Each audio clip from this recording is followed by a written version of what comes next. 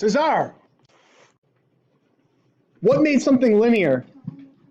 Oh, what made something linear? Last unit. How'd you know? When I gave you the equation of something that it was linear.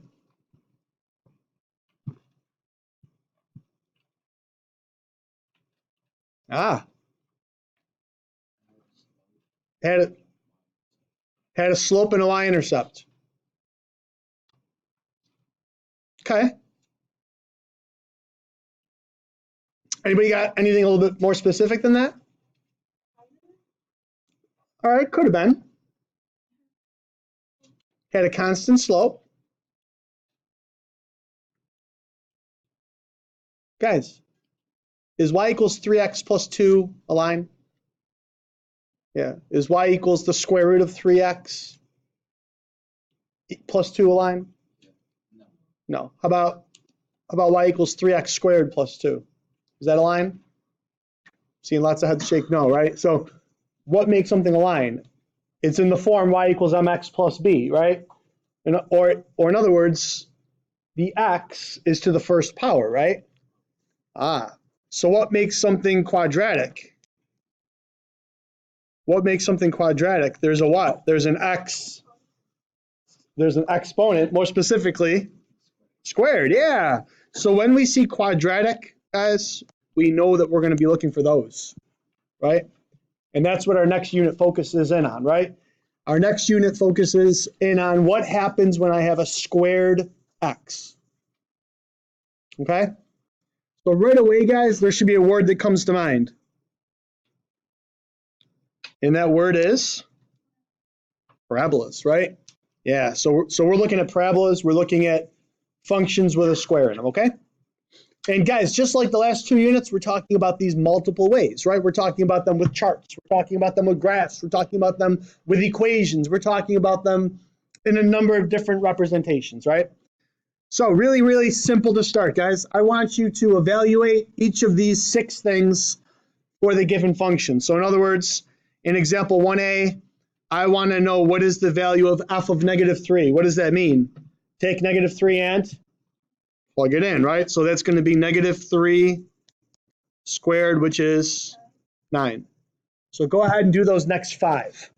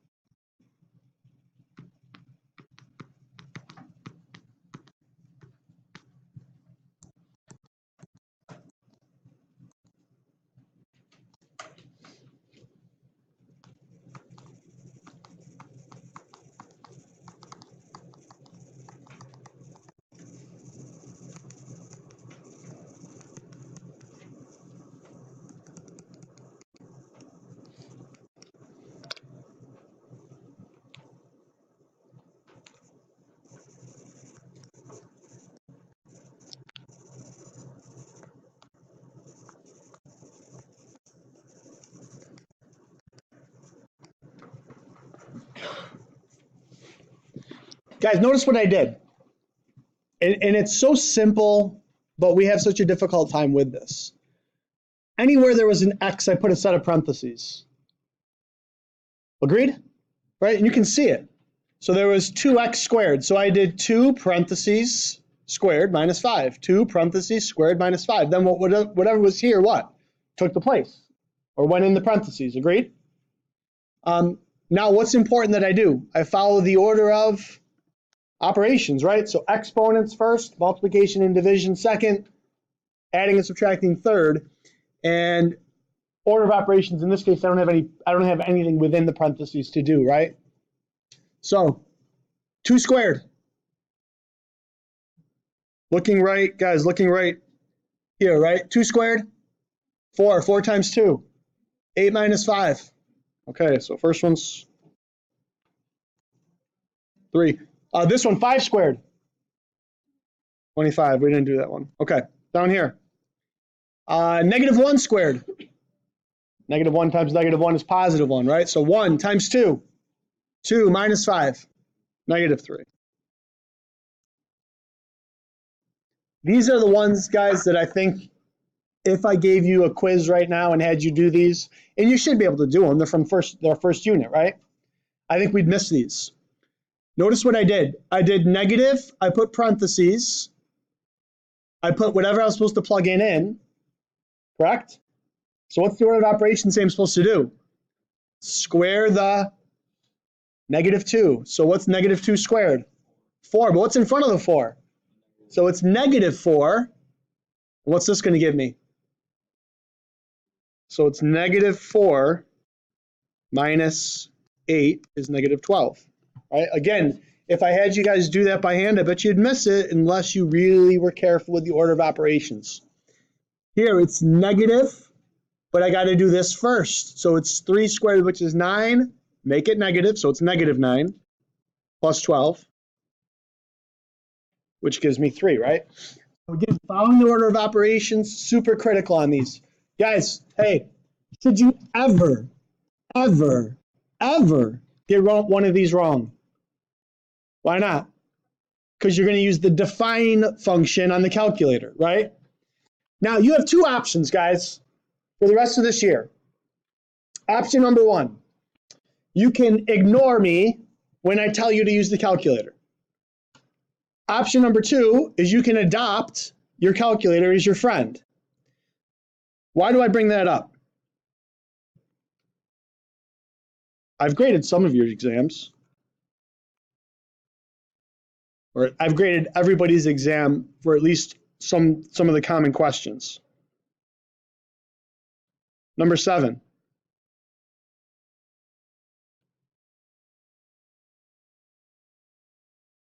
What kind of a question is number 7? I hear system, right? What kind of a question is number 7? Multiple choice, right? So I'm trying to understand, if it's a multiple choice question, why, as I looked at your exams, I see so many people that have anything written down at all on this problem.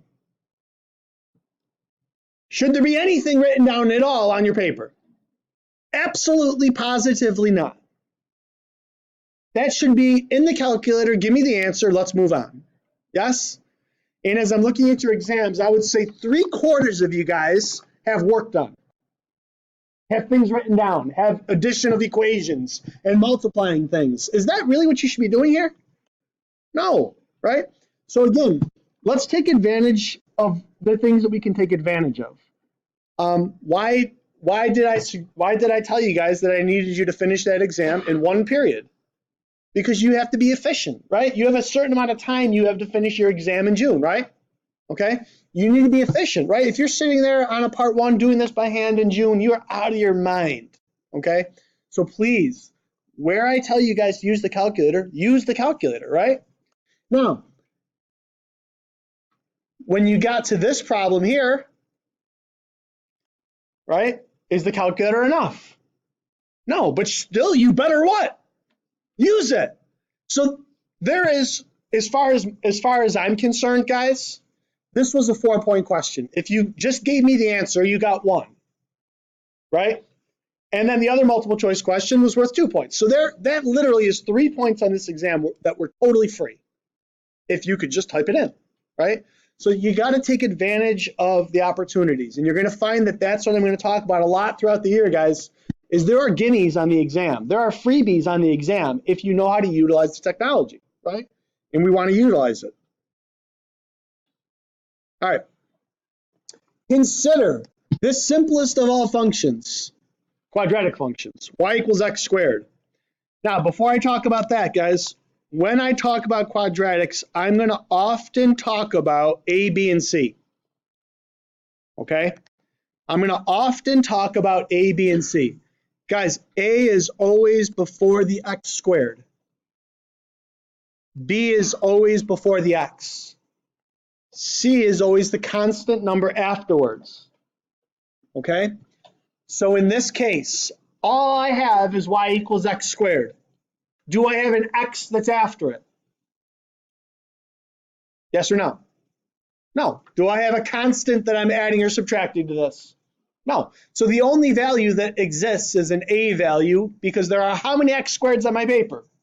1. So the a value is 1. By the way, there is a b value and a c value. What are they? Zeros. Yeah, b and c would both be zeros here. So I have a equals 1, I have b equals 0, and I have c equals 0. Okay? And guys, for our purposes right now, this isn't all that important. As the unit goes on, it will be. It will be. All right, so here's what I want to do. I want to graph this function. What is negative 3 squared? Everybody. Negative 2 squared. Negative 1 squared. 0 squared. 1 squared. 2 squared. And 3 squared. Now, notice one thing about this problem. Listen, what does it say? It says create a table of values and plot this over the domain, negative 3 to 3. What does that mean? What does that mean? It stops, yeah. I have a beginning and an ending, right? Do I put arrows at the end of this graph? No. All right, so I plot my points. Negative 3, 9. Negative 2, 4. Negative 1, 1. 0, 0, 1, 1, 2, 4, and 3, 9. And I connect them, but I'm not going to put arrows.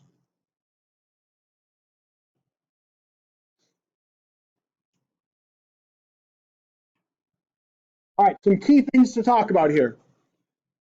Sean, what is the vertex or the turning point of this parabola?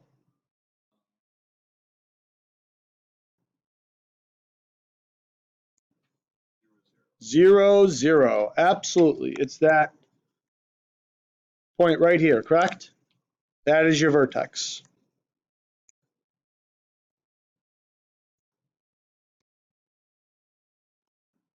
Got that.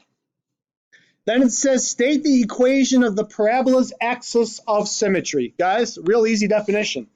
Axis of symmetry is a vertical line that goes through what point? The what? Vertex, right? A axis of symmetry is a vertical line that goes through the vertex, right? So it's this.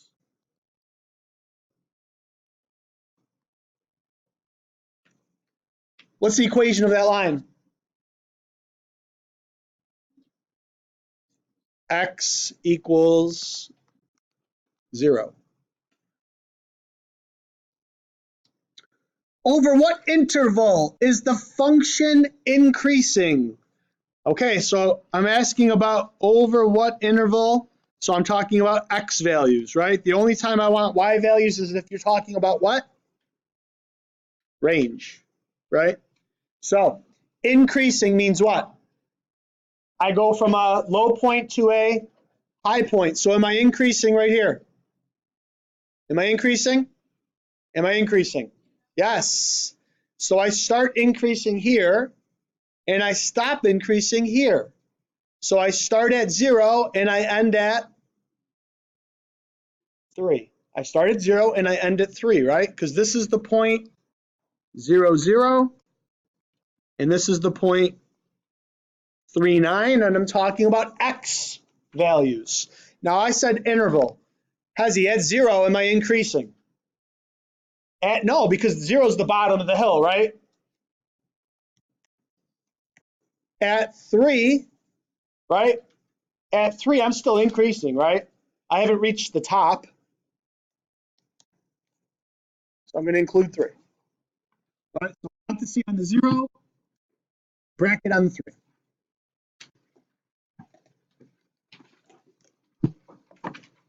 How y'all doing?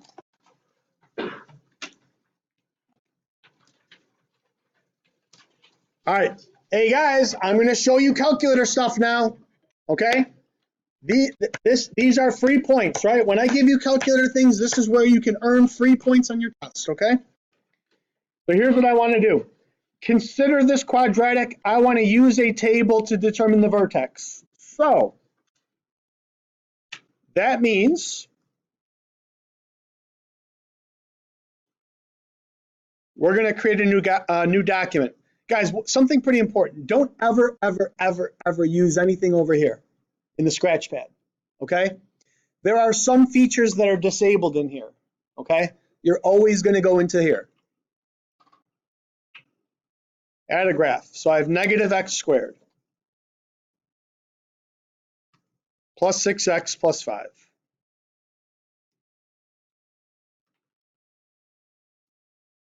And I hit enter. And I see a graph. Talk to me about this graph. Well, do I see everything that I'd like to see? What do I not see that I want to see? The whole parabola, the top of it, the vertex, right? So I want to look a little higher. So there's a couple ways I can do it. One of them is to change the window. Another way is to do a zoom fit.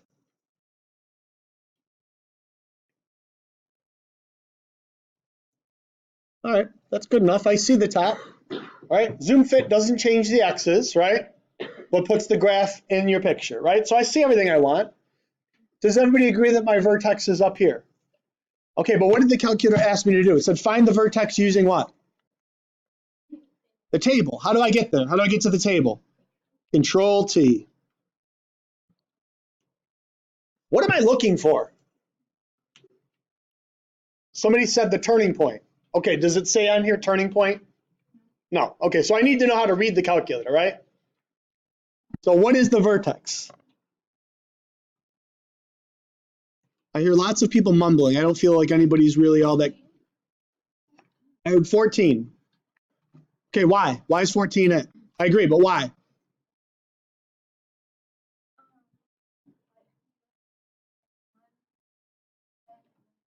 Okay, so you're talking about symmetry. Yeah, I agree with that. Give me a better reason. Delaney's right. She said she sees the like 13, 13, 10, 10, 14. So these match up. So this has to be in the middle, meaning the vertex. I want a better reason. It's the highest y value, right? If you look at your graph is increasing, increasing, increasing, gets to the highest point, and then decreases, right? So I'm looking for the biggest y value. So do you agree that a parabola will always have symmetry with the axis of symmetry? Well, 13 and 13 show symmetry, right? 14 doesn't have a match to it. Here's a 10 and a 10. So there's a point here and there's a point here at 10. There's a point here and there's a point here at 13. There's a point at 14 and no match, so 14's got to be the highest. Now, guys, I just gave her a really long explanation of something that's not always true, because the vertex doesn't always have to be on my table, right? What if my vertex was between values? Is that possible? Of course it is, right? So using the table is one option. What's another option? What's another option? How can I get this point up here? Somebody said it's the highest point. So if I go to menu and analyze my graph for the maximum value, right? Now, the way your calculator works is your calculator will find a maximum within a shaded area. And how does it create a shaded area? You tell it what to shade. So I want a maximum that starts here and ends here. Find the highest point. So look, guys, if I said in here, it would find the point all the way to the right, because that would be the highest point. If I keep going, it finds the biggest value in the shaded region. So the biggest value is, in fact, 314, right? So there are a couple of ways to do it, all right? Should anybody be doing formulas or doing algebra or anything like that? No, calculator gives it to us, right? Great question. The vertex is always x comma y. So we have to say 3 comma 14. Have to. All right, let's put that on our graph. 3, 14 puts me up there.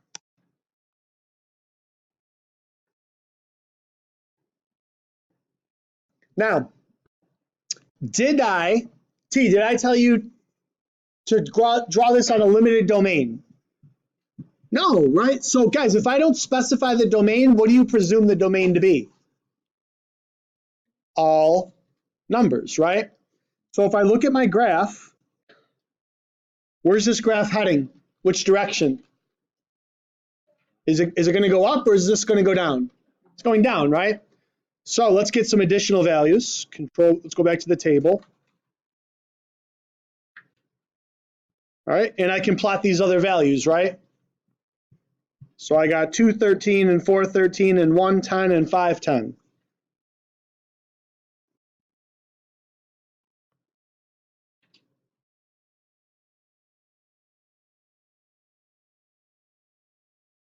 Okay, what if I want more values? Because I want more values. That's like, what values would you really want to have besides the ones that I have right now? What other ones are kind of important, do you think? The zeros, right? The roots, right? Those are kind of important. I wonder if we can get those. The roots would have what values here? Zeros, yeah. Here's a problem, guys. Look at. I'm at 0, 5, I'm at -1, -2. If I plot those, I'm at 0, 5, I'm at -1, -2. So what happened? The 0 must have been somewhere between those, right? Yeah. Then I had this point and this point. And again, the zeros weren't really obvious, were they? That's okay, though.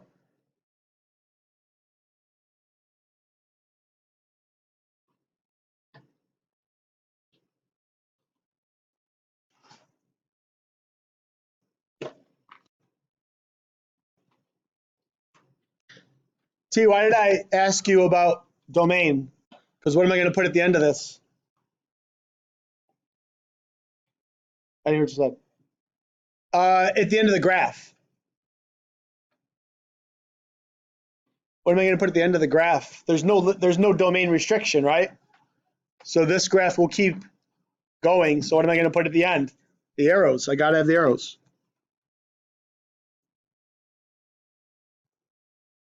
Okay, got to have the arrows because the graph keeps going. Guys, why does this particular graph look different than the other one? Why is this one facing down? Because what was squared? Or I'm sorry, what was the value of the number before the x squared? Negative, so make a note of that. When a squared, or when the a value is less than 0, you have a sad parabola, right? Winds up looking like that. You guys remember that from algebra class, right? And when you have an a value that is greater than 0, you have a happy parabola. Okay? So that a value prescribes the direction of the parabola. Fair enough to say?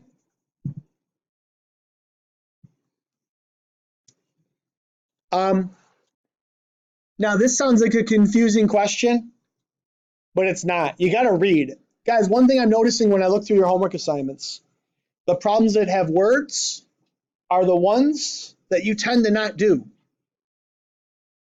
Okay?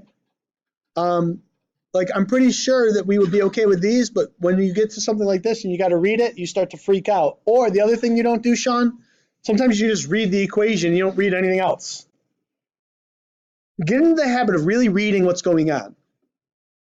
Between what two consecutive integers? So what is your answer going to be? Going to be two numbers, right? Between what two consecutive integers does the larger solution to the parabola equaling 0 lie? Well, guys, where does the parabola equal 0? Right here, right? That's why those are called roots or zeros. So where does this graph have roots? It has a root right here and right here. Now this says between what two consecutive integers does the larger solution lie? Well, which of these solutions is larger? The ones on the left or the one to the right? One to the right.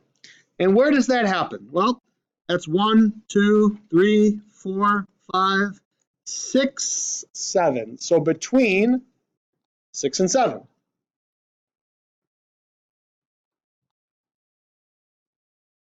And we said that that represents the roots, right?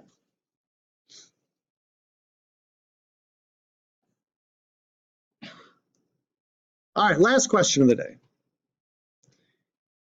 Here I give you a parabola. I give you some function, right? Let's talk about what these things are before we actually do anything with that equation. What are the roots based on this? A and B. The y-intercept? D. The turning point? C. On what interval is this function negative? Okay, so watch.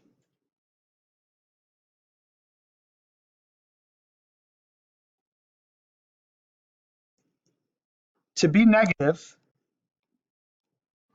so guys, hang on a minute, time out, time out. Let's use common sense. Ready? Wilson, if I said, where is this function equal to 0? We just did that right here, right? You would give me the roots, right?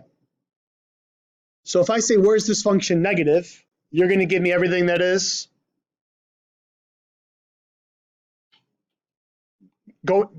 close, below, right? So you guys agree that this is 0. Do you agree that everything up here is positive and everything down here is negative, right? So where is this graph negative? All of that is negative, right? Really quickly, guys, are A and B negative itself? No, because A and B are equal to what? 0. Okay, good. So I got that. Where is this graph increasing? Increasing means what? Going up a hill. Am I going up a hill? No, am I going up a hill? Yes, right? So starting at what value? C, and going all the way to the top, I'm increasing, right? So guys, where's my answer? It's where these two things overlap, right? Like art class now. Blue and yellow make green, right? So would you guys agree that it starts at C and ends at B, but I don't include C or B? That's the interval, isn't it?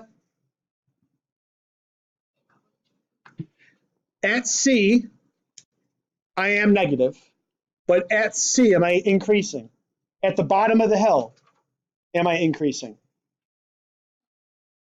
So when you're at the bottom of the hill, you're driving a car, you get to the bottom of the hill. At the bottom of the hill, are you increasing? No, at the bottom of the hill, you're at the bottom of the hill. You're not increasing or decreasing. You're at the bottom, right? So at C, I am not increasing. I am at the bottom. Make sense? Right. What about B? B is equal to 0, so I'm not what? Now I'm not negative. Now I'm not negative, okay? So not including C or B. All right, use your calculator and give me the values of A, B, C, and D.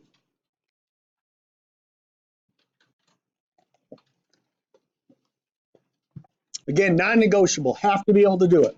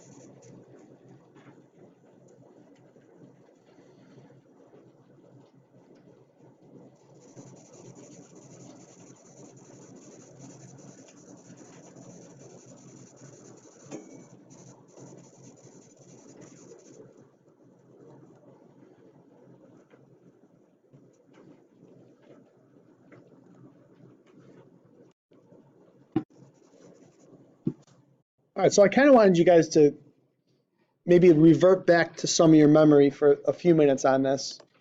If you just type it in, you get that, right? Issue here is that I don't see all my picture, correct? So what are some things I can do to see the rest of my picture? Where do I think I'm going to see more of this picture? All right, I could do a zoom fit. Here's one thing I can tell. Who said zoom fit? Sean did? Zoom. Here's the problem, Sean. If I do a zoom fit, is the width of the graph going to change? No. Now, what do I know about this parabola? I can tell right now that it's going down. It's decreasing, right? So the minimum is going to be here somewhere, and then it's going to bounce back up, right? So what do I know there's going to be over here? Another root, right? So if I do a zoom fit, Sean, I'm going to see more of my graph, but I'm not going to see that other root. Watch, right? Zoom fit, and I don't see the other root, right? So maybe before I do a zoom fit, what should I do first? What do I want to change before I do a zoom fit? I need to see more X's this way, right? So I'm going to change my window to see more of the X's. I got to see more to the right. Give me a number. What do you want to go out to? 10's too small. Give me another one. 15. Ah, good, right? Now I can see what I need to see, correct? So now, Sean, now I'm going to do a zoom fit. And now I see all the things that I was interested in seeing, don't I? Good? Okay.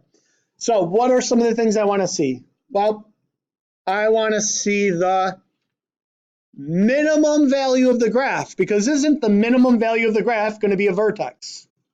So how does minimum work? It's going to give me that gray area again, right?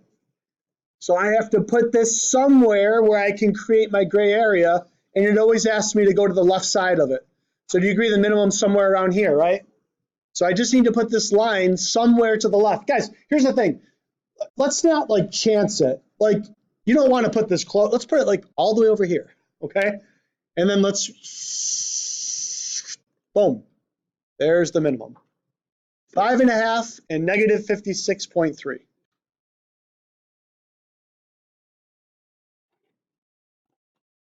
Five and a half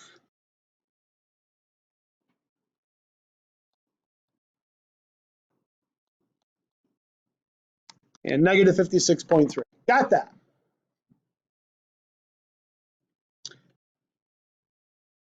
Now what? Now we need these roots, right? Well, what's another word for roots? Zeros. So if we go to analyze graph, we have an option to find a zero. So what do? We create the gray area, but we got to go to the left of a root, right? So I'm going to go to the left. I'm going to slide to the right. And there's one of my roots. I'm going to do it again.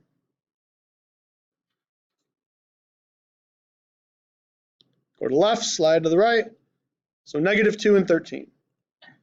So A is negative 2, 0. B is 13, 0. The trickiest thing on here, guys, is probably getting the what? The y-intercept. But guys, hang on a minute. Doesn't the y-intercept always appear in your equation? What value is the y-intercept? That is always your y-intercept, right? The c value is always the y-intercept.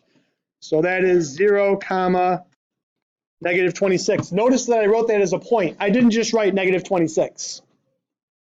Hang on, wait, stop. I didn't answer this question. I just put C and B. Remember, when we talk about intervals for negative and increasing, I'm talking about x values, right?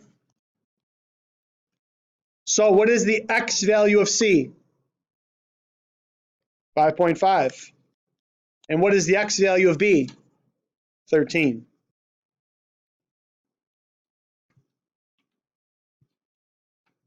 Okay,